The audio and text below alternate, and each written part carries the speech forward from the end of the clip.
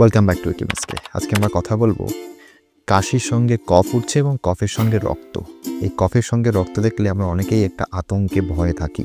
অবশ্যই এটা ভয়ে পাওয়ার মতোই একটা রোগ। তার কারণ কফের সঙ্গে যদি ব্লাডটা বারবার আসতে থাকে তাহলে আমাদের বুঝতে হবে যে ফুসফুসের মধ্যে নিশ্চয়ই কোনো ইনফেকশন হয়েছে। কমনলি তিনটে কারণে এই কফের সঙ্গে রক্ত আসতে দেখা যায়। সেই তিনটির 1 নম্বর হলো নিউমোনিয়া, 2 নম্বর হলো ব্রনকাইটিস এবং 3 নম্বর হলো টিউবারকুলোসিস। এই তিনটে কারণেই সাধারণত কফের সঙ্গে ব্লাড আসতে দেখা যায়। এছাড়া যারা একটু বয়স্ক বা প্রচণ্ড পরিমাণে যারা স্মোকিং করে তাদের ক্ষেত্রেও কিন্তু এই কফের সঙ্গে ব্লাড আসতে দেখা যায় এবং তাদের এটি ক্যান্সারেরও কারণে হতে পারে।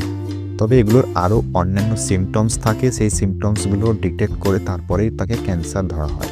যদি আপনাদের কারো এই কফের সঙ্গে ব্লাড আসতে দেখা যায় তবে তড়িঘড়ি আপনার কাছাকাছি কোনো ডাক্তারবাবুকে দেখাবেন।